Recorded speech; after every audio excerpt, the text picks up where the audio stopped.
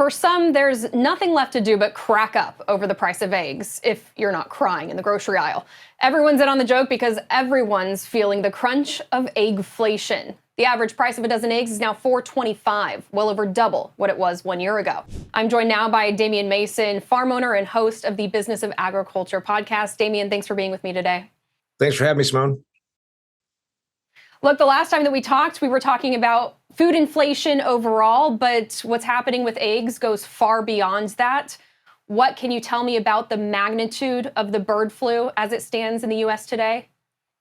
We started talking about avian influenza last year at about this time, if not sooner. So we've had this for a while. And a lot of people that are, our suburban consumers are saying, what's this avian influenza? And by the way, I'm not a poultry epidemiologist. I'm not a poultry specialized veterinarian. I'm an agricultural economist.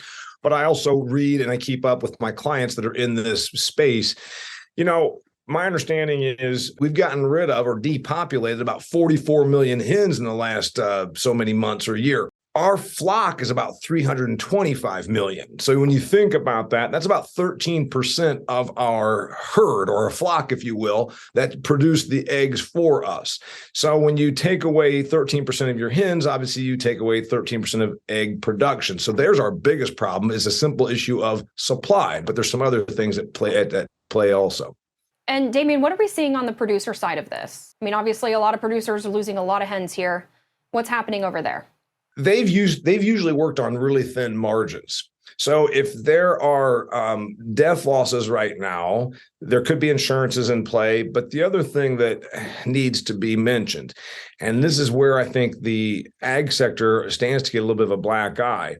If you keep up with the business press, this was last month in the Wall Street Journal, egg prices surged to records as bird flu reduces flocks. And then you go and read and say, all right, it's not just the bird flu. There's the price of fuel. There's the price of feed for the chickens. There's a price of labor. But there's another thing at play, and you and I both saw this article. This was not too long after that article about egg prices soaring.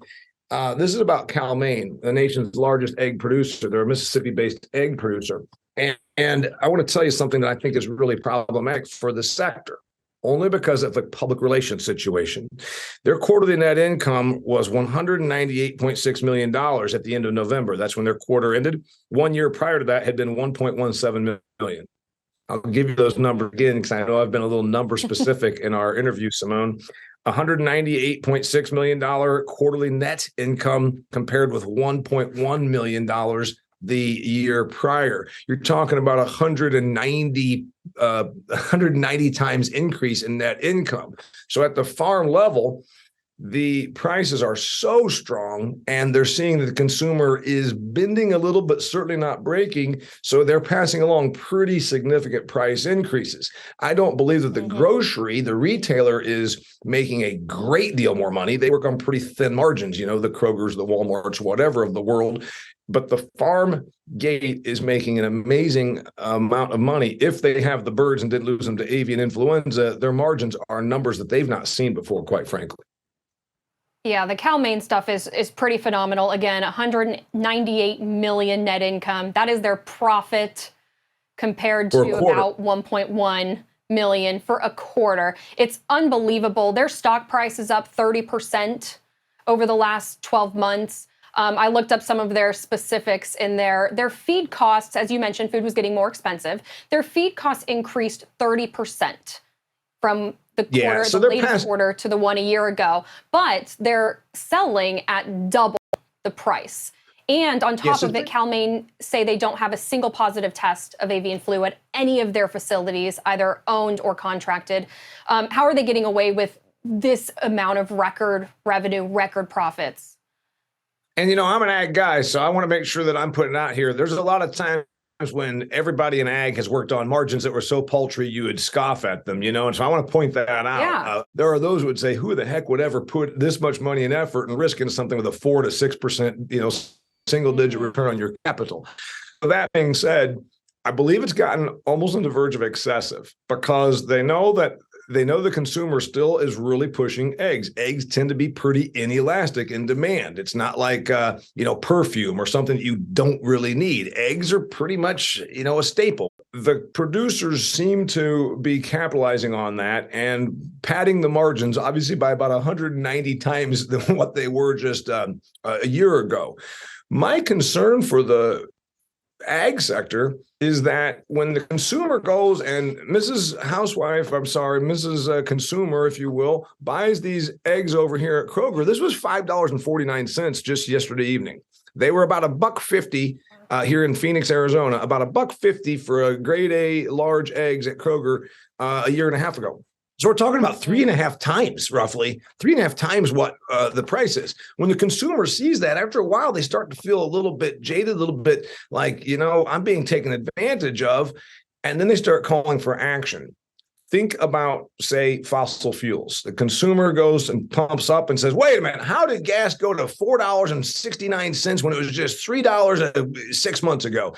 And then they start clamoring, and then politicians want to get a little bit of play out of it. So then politicians say, we're going to conduct investigations and we're going to threaten a windfall profit tax.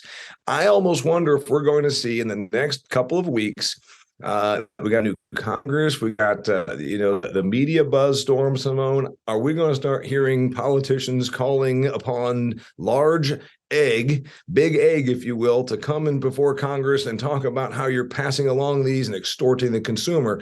Will anything come of it? No, probably not. I mean, did all of a sudden Exxon or Shell Oil forfeit all their money over windfall profits? No, but it's a bad look. And that's my concern, frankly. Yeah, and when we are talking about Cal-Maine, we are talking about big egg here, like you had said, largest producer and distributor in the United States. And to your point, though, I looked back maybe 5 quarters and had found operating loss. So as you had said, they've got lots of profits right now, but some quarters they are operating at a loss. That said, after reporting record sales, Cal-Maine's stock price actually dropped the last time they reported these quarterly earnings. Is that a sign that change is coming? Production will catch up. And I imagine that these shareholders are saying, yeah, we're going to ride out these huge profits right now. But what do we always say? The cure for high prices, Simone, is high prices. High prices are going to create more hens, which are going to create more eggs. And then we're going to end up with a bunch of eggs. And when there's a bunch of eggs, and then the supply chain a little bit more normalized, we can't change the labor issue. We may be done with 99 cents per dozen eggs, but we're going to definitely come down from where they are. It's a matter of getting production ramped up.